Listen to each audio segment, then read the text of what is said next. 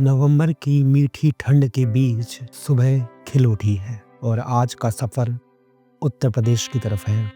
मध्य प्रदेश के विंध्या और सतपुरा के जंगल तो बहुत देखे हैं, लेकिन आज मैं उत्तर प्रदेश के उस हिस्से की तरफ बढ़ रहा हूँ जिसके लिए ये राज्य इतना प्रसिद्ध नहीं रहा। उत्तर प्रदेश के तेराई क्षेत्र में दुधवा और पीलीभीत के बेहद खूबसूरत जंगल मौजूद हैं।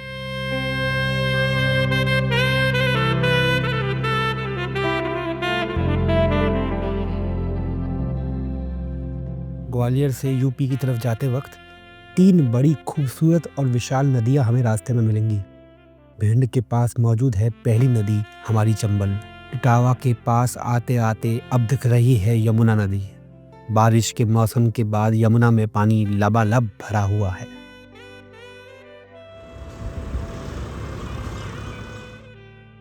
यमुना पार करते ही अब हम गंगा यमुना द्वाब क्षेत्र में आ गए हैं।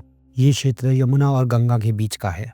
यहाँ की मिट्टी बहुत उपजाऊ मानी जाती है, इसलिए इस क्षेत्र में हर एक ज़मीन आपको खेती के लिए इस्तेमाल होती दिखेगी। इसी वजह से इस क्षेत्र में इंसानी आबादी भी बहुत ज़्यादा है। मध्य प्रदेश में तो हमें शहरों के बीच कई जंगल और बंजर पहाड़ी क्षेत्र भी दिख जाते हैं, लेकिन यहाँ ऐसा नहीं दिखता।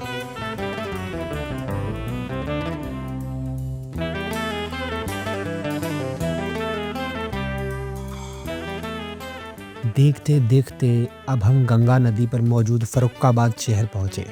विशाल गंगा नदी। हम रोड से थोड़ा नीचे उतरेंगे नदी के घाट की तरफ।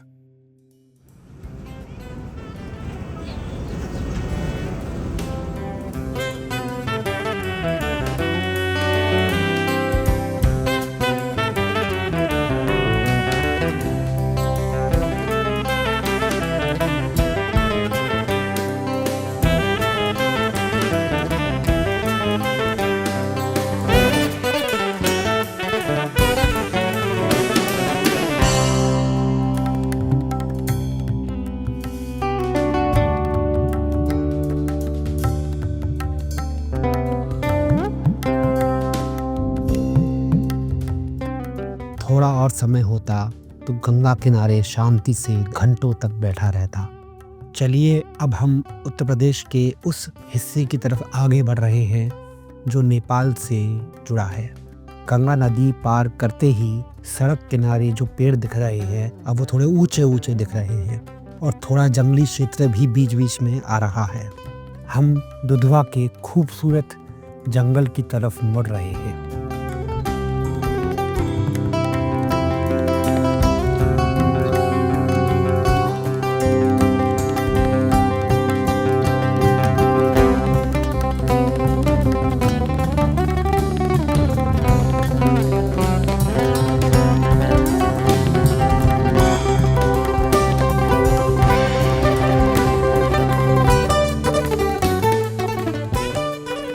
ये जंगल तेराई क्षेत्र में है।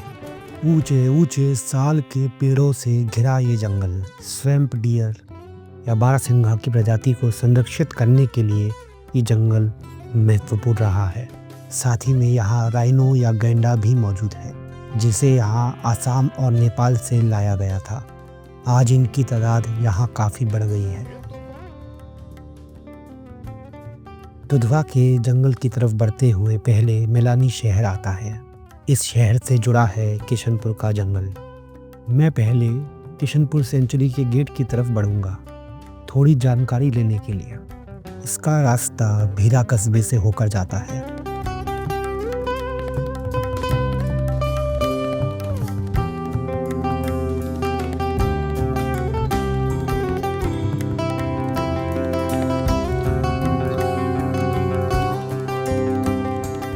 यहाँ पहुँचकर पता चला कि यहाँ भी सफारी होती है। यहाँ की टिकट आप ऑनलाइन यूपी इको टूरिज्म की वेबसाइट से बुक कर सकते हैं। कहते हैं कि यहाँ टाइगर साइटिंग थोड़ी ज़्यादा होती है क्योंकि ये जंगल छोटा है और टाइगर यहाँ ज़्यादा। हमने लेकिन टिकट अभी दुधवा के जंगल की करी है, इसलिए हम उस तरफ बढ़ेंगे।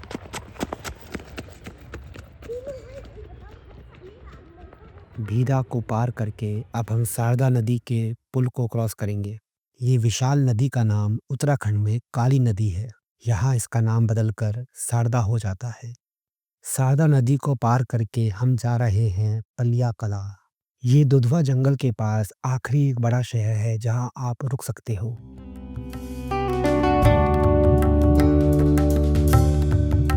सुबह सुबह रोशनी से पहले हम निकल चुके हैं।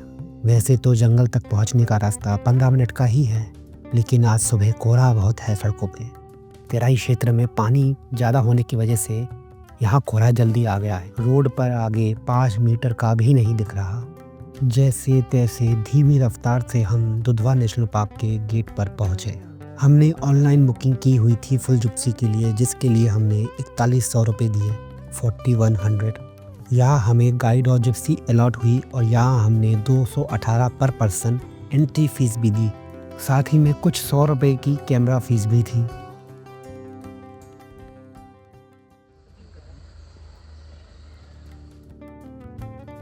जंगल के अंदर आते ही ऐसा लग रहा था कि हम किसी अलग दुनिया में आ चुके हैं।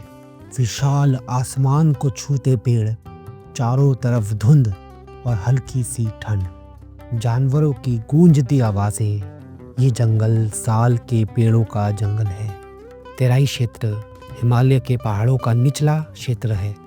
यहाँ बहुत से पहाड़ी नाले और नदियाँ आती हैं, जिस वजह से यहाँ ऊंची ऊंची घास होती है।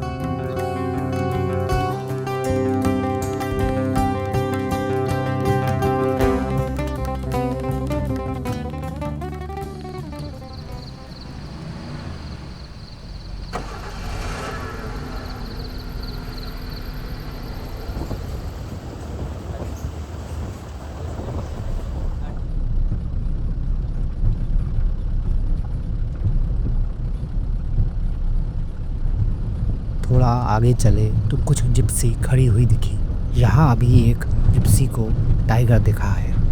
वो ऊंची घास में चला गया। ऐसे धुंध कोहरे और ऊंची घास में जानवरों को स्पॉट करना थोड़ा मुश्किल है। ये तो बस एक जंगल है, आज तो पूरी घाटी जागी है। ये तो बस एक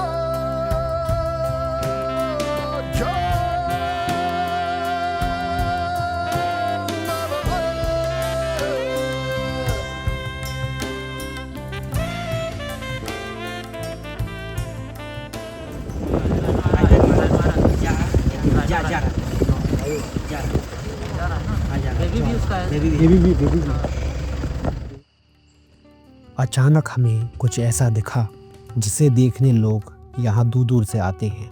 एक राइनो हमारे सामने धुंध में चलता हुआ जा रहा है अपने बच्चे के साथ। साल के पेड़ों के बीच धुंध रास्ते पे बहुत खूबसूरत दिख रहा है ये राइनो, लेकिन हमारे ड्राइवर ने बताया कि इनके पास जाना सही नहीं है, क्योंकि मादा गैंडी के साथ उसका बच्चा है। थोड़ी देर में वो सड़क से दूर चला गया। तब हम थोड़ा आगे बढ़े। हमें एक पास से थोड़ी सी झलक भी दिखी उसकी। वन्य अभयारण्यों में जानवर थोड़ा मुश्किल से दिखते हैं, लेकिन जब भी दिखते हैं वो पल मन में ज़िंदगी भर के लिए छप जाता है, क्योंकि यहाँ जानवर आज़ाद हैं। उनका नेचुरल बिहेवियर यहाँ देखने को मिलता है।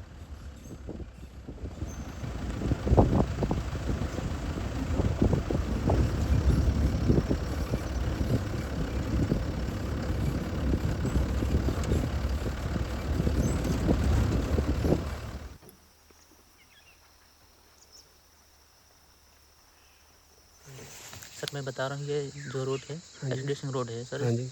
यहाँ पे सर एक रेंजर साहब थे एस.डी. सिंह के नाम से, सुरेंद्र सिंह के नाम से। तो वो मतलब एक 1984 की बात है सर। तो मतलब यहाँ से सलूकापुर गए थे चौकी पे। फिर शाम होगी तो वहाँ से लौट रहे थे। तो लौटते समय मतलब एक टाइगर्स थी यहाँ पे रहती थी सर। तो मतलब टाइगर्स ने उन पर अटैक कर दिया। उनके साथ में एक अर्दली भी था, उनका मतलब साथी। तो पहले तो उनको पकड़ा जो उनके साथी थे, अर्दली को उनको गिरा दिया। फिर जो मतलब रेंजर साहब थी मतलब भागने लगे, गाड़ी से मतलब भागने लगे, पेड़ पे चढ़ रहे थे। तो उसने देखा कि ये चढ़ रहा पेड़ पे, तो उसने उनको छोड़ दिया अर्दली को, उसको पकड़ लिया। अच्छा। और पूरा का पूरा फिर खा गई टाइगर ने। इसलिए इसका नाम रखा गया एस.डी. सिंह रोड। अच्छा जी, 1984 की बात है सर। 1984 जी, समझ गया।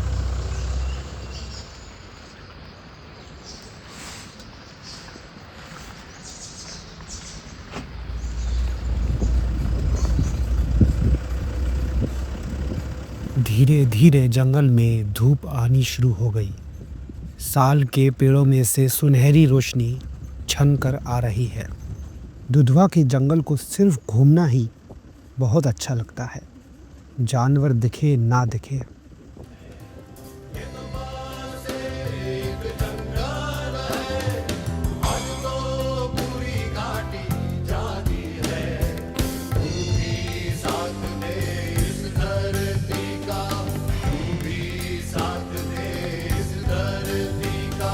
नाम कर रोशन अपनी माँ का।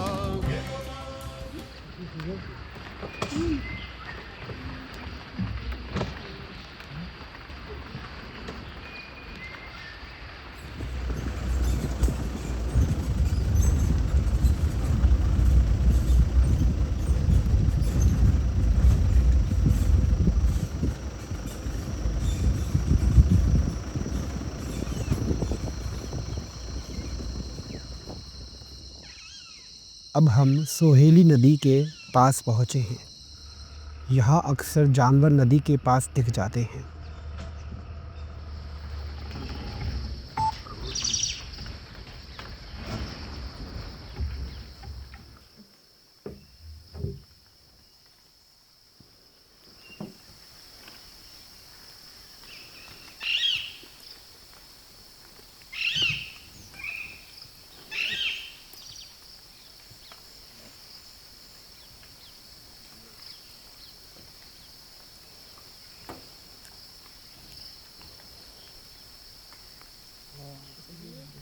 कहाँ पे? ये हॉग डियर, उसके पीछे स्पॉटेड डियर है। हाँ, डियर की चौथी प्रजाति है। Hog deer. यहाँ हमें एक रेयर जानवर देखने को मिला। ये है हॉग डियर। ये हिरन की प्रजाति का नाम हॉग इसलिए है क्योंकि ये भागते समय आगे से पैर झुकाकर भागता है, जिससे ये रुकावटों के नीचे से आसानी से निकल जाता है। बहुत छोटा होता है। इसके दो पैर से आगे के छोटे होते हैं। अच्छा, आगे के दो पैर छोटे होते हैं। हाँ, अच्छे से चलता है। समझ गया।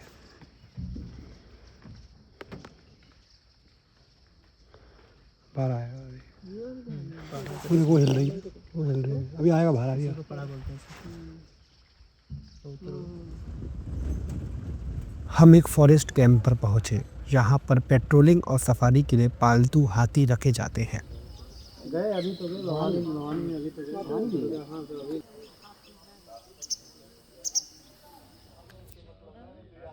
इस जंगल में एक काफ़ी बड़े फेंस्ड एरिया में राइनो भी रखे हुए हैं। अब धीरे धीरे गैंडों को खुले जंगल में भी छोड़ा जा रहा है। आज के समय शायद 5 राइनो खुले जंगल में हैं। फेंस्ड एरिया में भी सफारी कराई जाती है शाम के टाइम, लेकिन एक दिन में कुछ ही जिप्सी को अंदर जाना अलाउ है।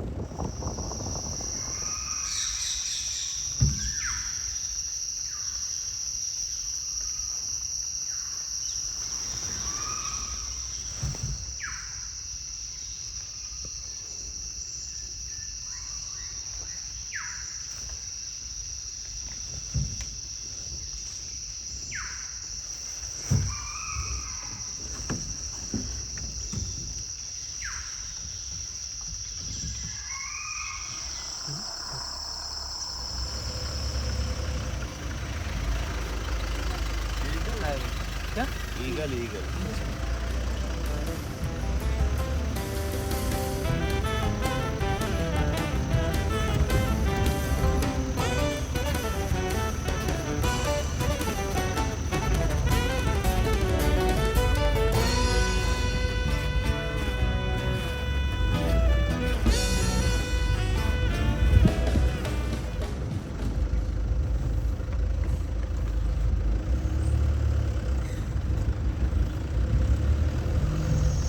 दुधवा का जंगल है, वो थोड़ा डेंस फॉरेस्ट है और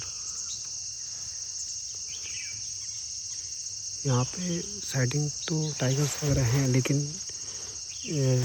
जो साइटिंग है वो कभी कभी हम टाइगर देख नहीं पाते क्योंकि रात को सुबह फॉग भी बहुत थी और फॉरेस्ट भी डेंस है। वो छोटा छोटा होता है, स्वीट टेल बड़ा होता है। 2.5-3 फीट का होता है। कैट ही है। कैटी लगती है इसके अंदर ही है। वो कैट है।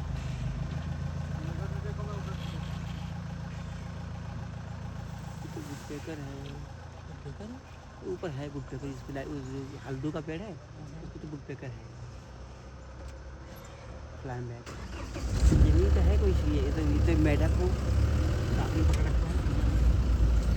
गाड़ी की चोट लगाई जाएगी।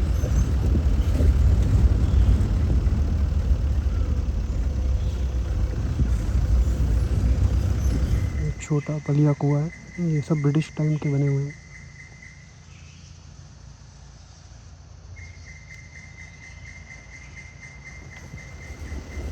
ऊपर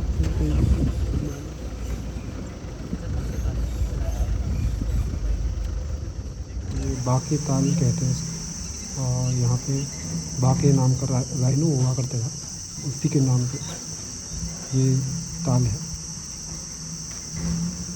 सामने बारहसिंगा है, स्वैम्प डियर। और नेशनल पार्क जो सेंचुरी स्टार्ट हुई थी इन्हीं को कंजर्व करने के लिए हुई थी। हमने बहुत कोशिश करी टाइगर ढूंढने की, लेकिन आज जंगल में ज़्यादा कॉलिंग नहीं हो रही। गाइड बता रहे हैं कि अभी अभी नवंबर 1 को जंगल खुला ही है, इसलिए जंगल में मेंटेनेंस का काम भी चल रहा है, तो थोड़ी वाइल्ड लाइफ डिस्टर्ब्ड है अभी।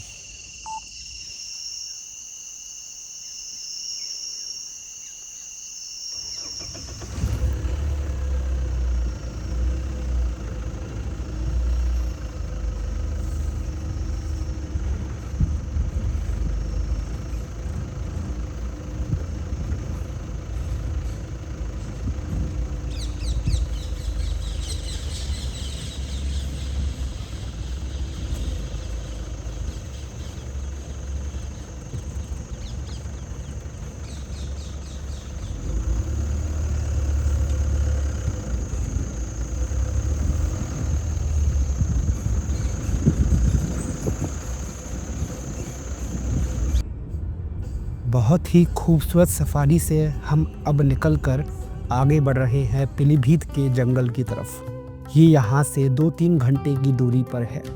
दुधवा में शहर में रुकने के बाद हमारा मन था कि हम जंगल के करीब रुकें। जंगल के करीब कॉटेज वगैरह में रहना थोड़ा महंगा तो पड़ता है, लेकिन यहाँ पे जंगल के पास रहने में अलग ही मज़ा है।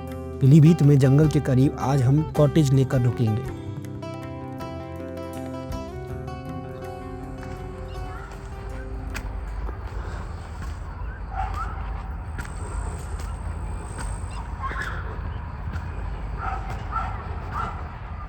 रात में यहाँ के शांत गांव खेतों में थोड़ा पैदल घूमा और शांति से जंगल के करीब रात निकल गई।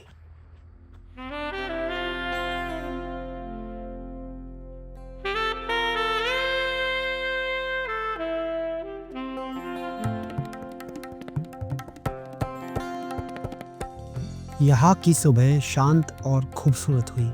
जंगल धुंध में खोया हुआ है। ये तो बसे का जंगल है, आज तो पूरी घाटी जागी है। ये तो बसे का जंगल है, आज तो पूरी घाटी जागी है। तू भी साथ दे इस धरती का, तू भी साथ दे इस धरती का, नम कर रोशन अपनी माँ का। ये तो बसे का जंगल है।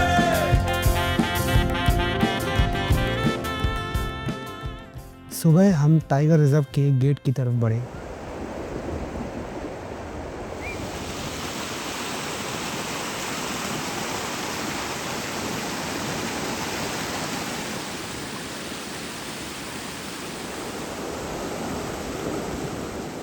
यहाँ बड़ी साफ और विशाल नहर है। इन नहरों की वजह से यहाँ अच्छी खेती होती है। यहाँ आसपास के क्षेत्र में गन्ने की काफ़ी अच्छी पैदावार है।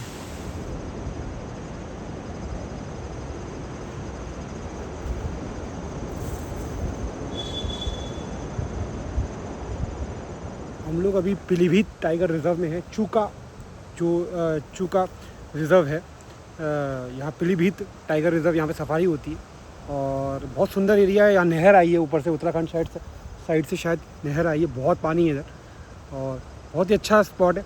अंदर अगर सफारी करते हो तो आपको चूका बीच, जो कि रिज़र्व वगैरह का आसपास का एरिया होता है, वो बीच जैसा बनाया हुआ है, वो भी दिखाते हैं, लेकिन सफारी में ही अलाउड है आपको।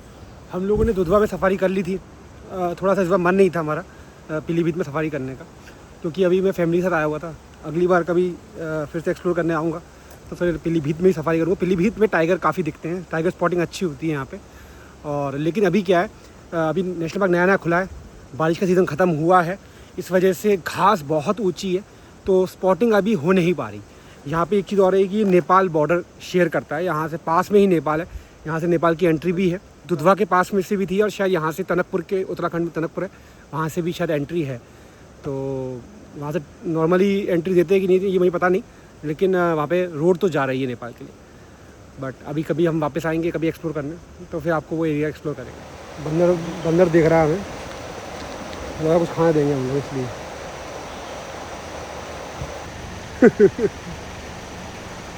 हमारे बंदर जी बैठे हैं।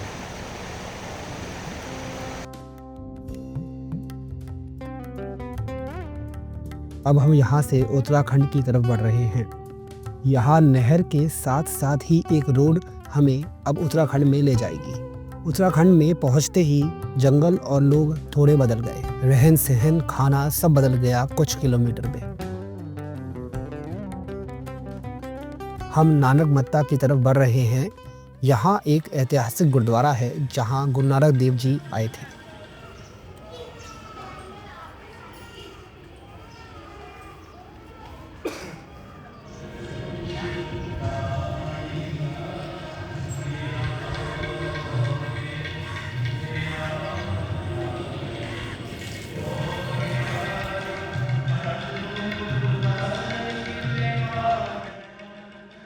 गुरुद्वारे के दर्शन कर अब हम नानक सागर की तरफ बढ़े।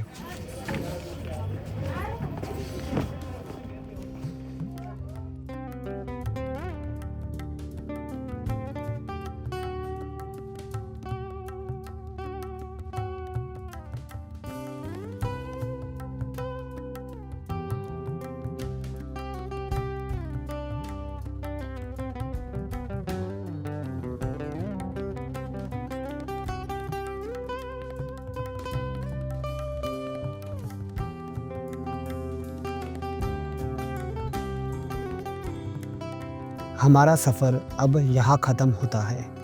हम वापस ग्वालियर की तरफ बढ़ेंगे। हमारे यहाँ से उत्तराखंड और नेपाल सबसे करीब इसी रास्ते पर पड़ता है। चलिए किसी और सफ़र में आप लोगों से मुलाकात करते हैं। धन्यवाद।